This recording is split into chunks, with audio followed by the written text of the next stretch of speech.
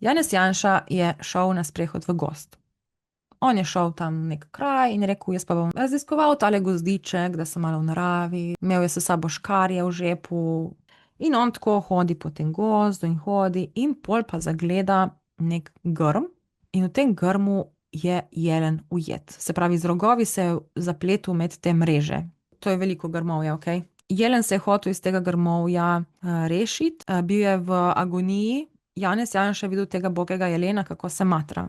On je bil nekje globoko v gozdu in kaj češ zdaj narediti, ne? In ker je imel s sabo škarje, je rekel, ok, bom jaz temu jelenu pomagal, da ga rešim, da ga osvobodim, da pač da mu rešim življenje, ker če bi ga tam pustil, bi ta jelen še par dni tam trpel v tej agoniji, dokler ne bi se sestradal od lakote in pač poginil. V tistem paničnem momentu, ko je zagledal tega jelena, itak, kaj čem narediti, avtomatično, kadar grejo naši možgani v paniko, takrat iščejo najkrajše poti do rešitve. Najkrajša pot do rešitve je bila, da je Janez vzel te svoje škarje iz žepa, prerezal par vej in tako osvobodil jelena, da je jelen lahko zbežal svobodno naprej v svoje življenje. Od vse te drame in panike se Janez usede tam pred ta grm, da pride k sebi. V tistem momentu pa pridejo neki vaški prebivalci, ki so šli tudi v gozd iskat gobe. In zagledajo Janeza Janšo tam pred tem grmom.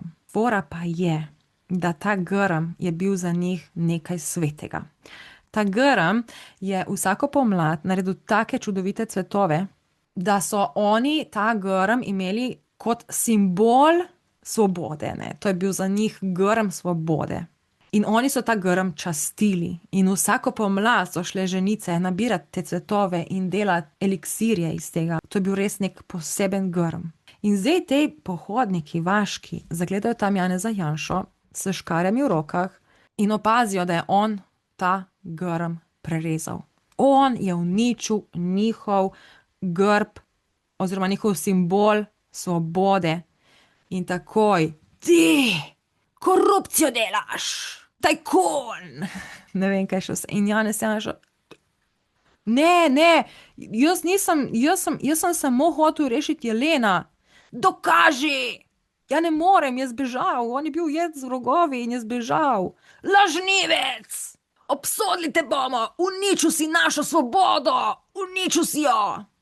V bistvu pa Janez samo osvobodil jelena, ki se je zapletel v to grmovje, v grmovje, ki bo enkrat spet zraslo, ker je pač rastlina.